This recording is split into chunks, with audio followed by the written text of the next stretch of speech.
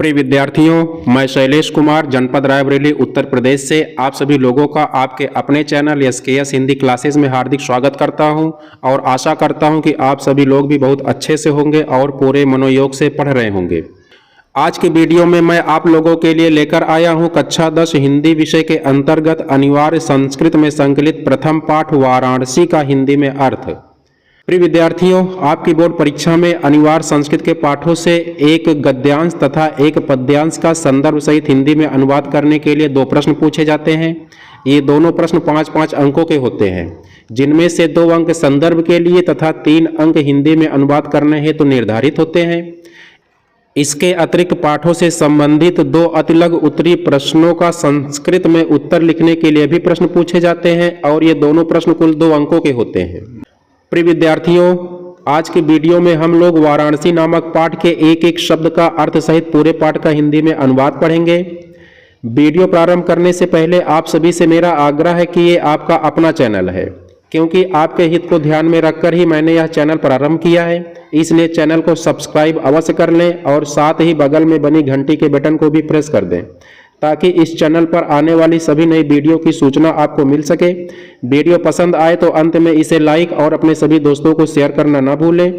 अब आपके कीमती समय को ध्यान में रखते हुए चलिए प्रारंभ करते हैं आज का पाठ। प्रिय विद्यार्थियों, ये पाठ आपकी बोर्ड परीक्षा की दृष्टि से बहुत ही महत्वपूर्ण है, क्योंकि इस पाठ से संदर्भ सहित हिंदी में अर्थ लिखने के लिए प्रश्न कई बार आपकी बोर्ड परीक्षा में पूछा जा चुका है। तो इस पाठ के अर्थ को बहुत ध्यान से देखिएगा। तो चलिए प्रारंभ करते हैं।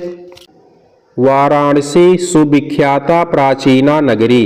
वाराणसी सुविख्याता मतलब सुविख्यात अर्थात अत्यधिक प्रसिद्ध, प्राचीना प्राचीन, नगरी नगरी है। वाराणसी सुविख्यात अर्थात अत्यधिक प्रसिद्ध प्राचीन नगरी है। इयम विमल सलिल तरंगायाः गंगायाः कूले स्थिता। इयम मतलब यह कौन? वाराणसी नगरी। तो यह विमल, विमल का मतलब स्वच्छ, सलिल का मतलब जल और तरंगायाः तरंगों वाली।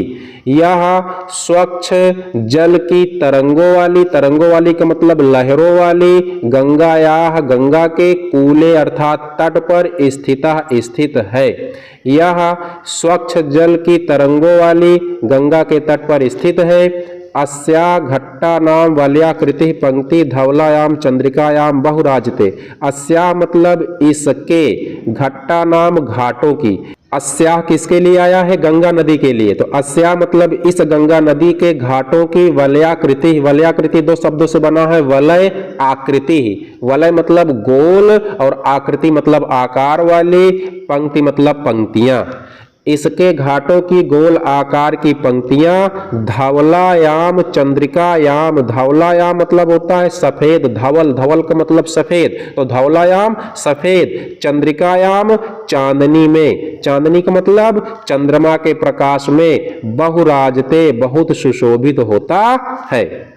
कह रहे कि इसके घाटों की गोल आकार की पंक्ति सफेद चांदनी में बहुत सुशोभित होता है। आगे अर्थ देखते हैं कि अगणिताः पर्यटकाः सुदूरेभ्यः देशेभ्यः नित्यम अत्र आयन्ति। अगणिताः, अगणिता मतलब असंख्य, असंख्य का मतलब जिसकी गिनती न की जा सके। असंख्य अर्थात अगणित।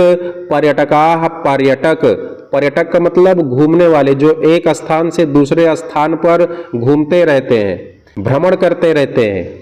तो अगणित असंख्य पर्यटक सुदूरेभ्यः देशेभ्यः, सुदूर देशेभ्यः देशों से, सुदूर मतलब बहुत दूर, देशेभ्यः देशों से, नित्य मतलब नित्य, हमेशा, अत्र मतलब यहाँ, आयन्ति मतलब आते हैं। अगणित पर्यटक या असंख्य पर्यटक सुदूर देशों से अर्थात बहुत दूर देशों से, नित्य मतलब हमेशा, यहाँ आते हैं। अस्या घट्टानां च शोभां विलोक्य इमां बहु प्रशंसन्ति। च मतलब और, च को हम पहले लगा देंगे, च मतलब और, अस्या घट्टानां, अस्या मतलब इसके, घट्टानां मतलब घाटों की, किसके घाटों की? गंगा नदी के घाटों की। तो अस्या मतलब गंगा नदी के या इसके घाटों की, शोभां शोभा को, सुंदरता को, विलोक्य मतलब देख करके, इमाम मतलब इसकी, बहु प्रशंसन्ति बहुत प्रशंसा करते हैं। और इसके घाटों की शोभा को अर्थात सुंदरता को देख करके इसकी बहुत प्रशंसा करते हैं। आगे अर्थ देखते हैं। कह रहे हैं कि वाराणस्याम प्राचीन कालादेव गेहे गेहे विद्याया दिव्यम ज्योति ही द्योतते। वाराणस्याम वाराणसी में प्राचीन कालादेव, दो शब्द है, प्राचीन कालात एव, प्राचीन कालात पंचमी विभक्ति एक वचन, तो से लगा देंगे हम अर्थ के साथ, प्राचीन काल से एव मतलब ही। वाराणसी में प्राचीन काल से ही, गेहे गेहे घर घर में, विद्यायाह विद्या की, दिव्यम ज्योति ही दिव्य ज्योति, द्योतते जल रही है। वाराणसी में प्राचीन काल से ही घर घर में विद्या की दिव्य ज्योति जल रही है। दिव्य ज्योति का मतलब अलौकिक ज्योति, द्योतते मतलब जल रही है। आगे बता रहे हैं कि अधुनापि अत्र संस्कृत वाग्धारा सततम प्रवहति। अधुनापि आज भी, अधुना धन अपि, अधुना मतलब आज, अप मतलब भी, अधुनापि आज भी, अत्र अत्र का मतलब यहाँ, संस्कृत वाग्धारा, संस्कृत वाग मतलब वाणी की धारा, संस्कृत वाणी की धारा सततम प्रवहति, सततम मतलब लगातार, प्रवहत मतलब प्रवाहित हो रही है। आज भी यहाँ संस्कृत वाणी की धारा लगातार प्रवाहित हो रही है। जना नाम ज्ञानम च वर्धयति, च मतलब और, जना नाम मतलब लोगों के, ज्ञानम ज्ञान को, वर्धयति बढ़ा रही है, और लोगों के ज्ञान को बढ़ा रही है। आगे बता रहे हैं कि अत्र अनेके आचार्या मूर्धन्या विद्वांसा वैदिक वाङ्मयस्य अध्ययने अध्यापने च इदानीम निरताः। अत्र अत्र मतलब यहाँ, अनेके आचार्या अनेक आचार्य, मूर्धन्या विद्वांसः मूर्धन्य विद्वान, मूर्धन्य का मतलब होता है परम विद्वान, मूर्धन्य विद्वान का मतलब जो विद्वानों का भी विद्वान हो, परम विद्वान। वैदिक वाङ्मयस्य, वैदिक वाङ्मय मतलब साहित्य, वाङ्मयस मतलब साहित्य के, वैदिक साहित्य के, वाङ्मय का मतलब होता है साहित्य, जैसे हिंदी वाङ्मय का मतलब हिंदी साहित्य, संस्कृत वाङ्मय का मतलब संस्कृत साहित्य, आंग्ल वाङ्मय का मतलब अंग्रेजी साहित्य, उर्दू वाङ्मय का मतलब उर्दू साहित्य, वैसे वैदिक वाङ्मय का मतलब वैदिक साहित्य। अब ये वैदिक साहित्य क्या है? ये संस्कृत साहित्य का ही एक भाग है, यानी संस्कृत साहित्य को हम दो भागों में अध्ययन करते हैं, एक वैदिक साहित्य और एक लौकिक साहित्य। वैदिक साहित्य के अंतर्गत चारों वेदों का, आरण्यक ग्रंथ का, उपनिषद का और ब्राह्मण ग्रंथों का अध्ययन किया जाता है। और लौकिक साहित्य में वेदों के बाद जिसकी रचना मनुष्य ने की, उन सारे साहित्यों का वर्णन किया जाता है। कह रहे हैं कि अत्र अनेके आचार्या, अत्र यहाँ अनेक आचार, मूर्धन्या विद्वांसा, मूर्धन्य विद्वान अर्थात परम विद्वान अर्थात विद्वानों के विद्वान, वैदिक साहित्य के अध्ययने अध्यापने च, अध्ययने मतलब अध्ययन, च मतलब और, अध्यापने अध्यापन में, इदानी मतलब इस समय, निरताः लगे हुए हैं।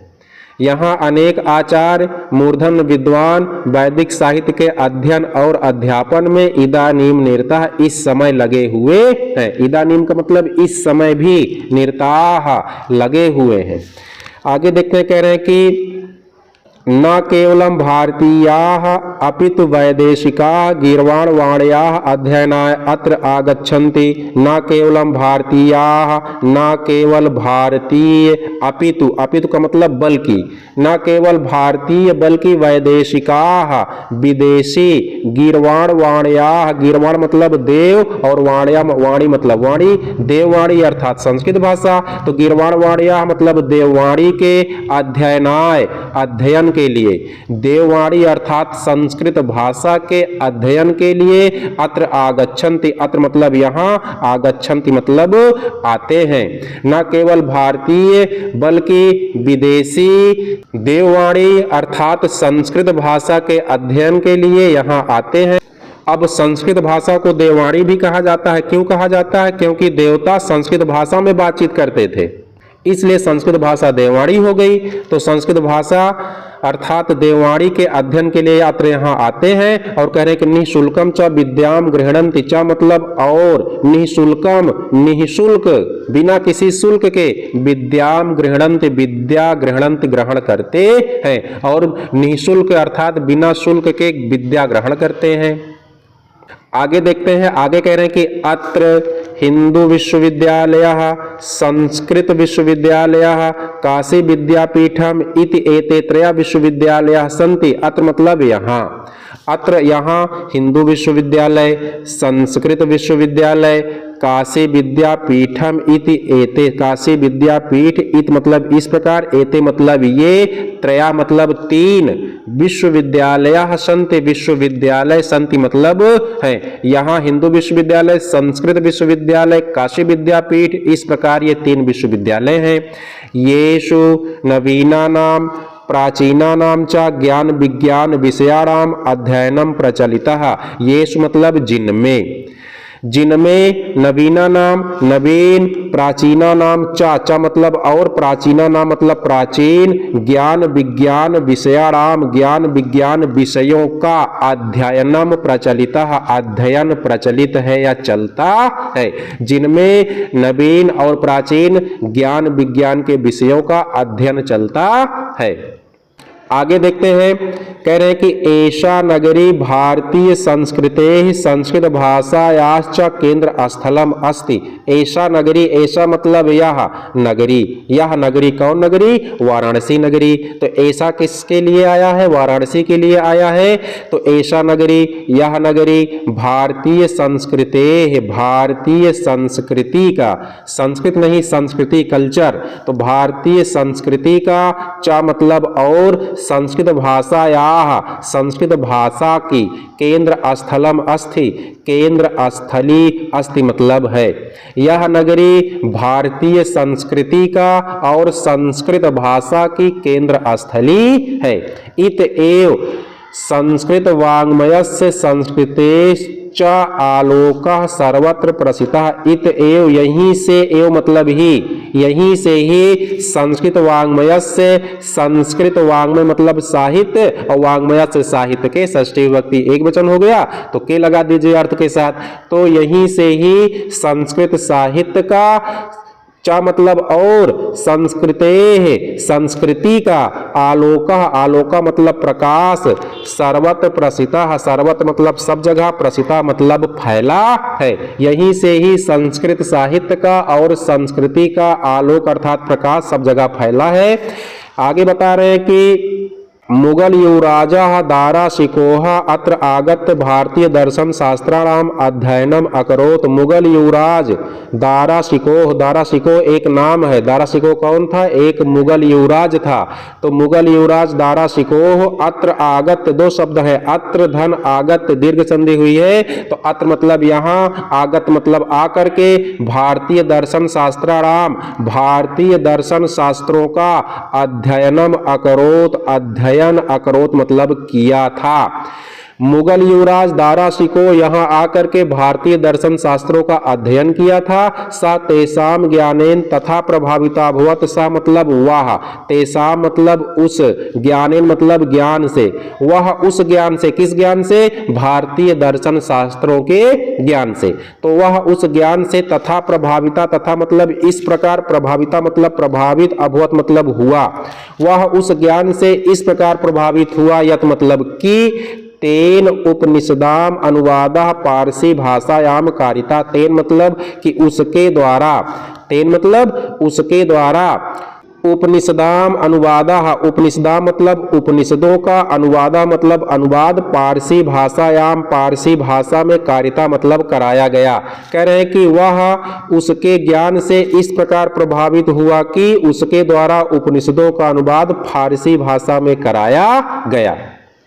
तो उपनिषदों का अनुवाद फारसी भाषा में कौन कराया? तो मुगल युवराज दाराशिकोह ने कराया। आगे देखते हैं, आगे बता रहे हैं कि इयम नगरी विविध धर्माणाम संगम स्थली। इयम नगरी, यह नगरी, कौन नगरी? वाराणसी नगरी। तो इयम किसके लिए आया है? वाराणसी के लिए आया है। इयम नगरी, यह नगरी विविध धर्माणाम, विविध धर्मों की, विविध मतलब अनेक धर्मों की, संगम स्थली, संगम स्थली है, मिलन स्थली है। संगम का मतलब होता है मिलन, मिलन स्थली है, अर्थात वाराणसी नगरी अनेक धर्मों की मिलन स्थली है। यहाँ पर अनेक धर्म आकर के मिलते हैं और यहीं से उन धर्मों का प्रचार प्रसार होता है। तो क्या कह रहे हैं कि यह नगरी अनेक धर्मों की या विविध धर्मों की संगम स्थली है। आगे बता रहे हैं कि महात्मा बुद्धा तीर्थंकरः पार्श्वनाथः शंकराचार्यः कबीरः गोस्वामी तुलसीदासः अन्ये च बहवः महात्मनः अत्रागत्य स्वीयान् विचारान् प्रासारयन्। महात्मा बुद्धा महात्मा बुद्ध, तीर्थंकरः पार्श्वनाथः तीर्थंकर पार्श्वनाथ। तीर्थंकर पार्श्वनाथ कौन थे? जैन धर्म के प्रचारक थे। तो तीर्थंकर पार्श्वनाथ, शंकराचार्य, कबीर, गोस्वामी तुलसीदास चा मतलब और अन्य बहवा महात्मना, अन्य बहवा मतलब बहुत से, महात्मना मतलब महात्मा, अत्र आगत, अत मतलब यहाँ, आगत मतलब आकर के, सुयान विचारान प्रसारयन, सुयान मतलब अपने, सुयान का मतलब क्या होता है?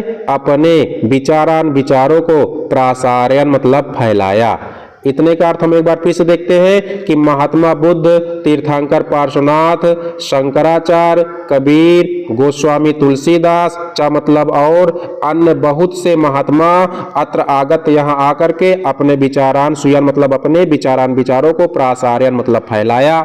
न केवलम दर्शने, न केवल दर्शन में, दर्शने सप्तमी विभक्ति एक वचन तो हम अर्थ के साथ में लगा देंगे। तो न केवल दर्शन में, साहित्य धर्मे, साहित्य में, धर्म में, अपितु, अपितु का मतलब बल्कि, न केवल दर्शन में, साहित्य में, धर्म में, बल्कि कला क्षेत्रे अपि इयं नगरी विविधा नाम कला नाम शिल्पा नाम च कृते लोके विश्रुतः।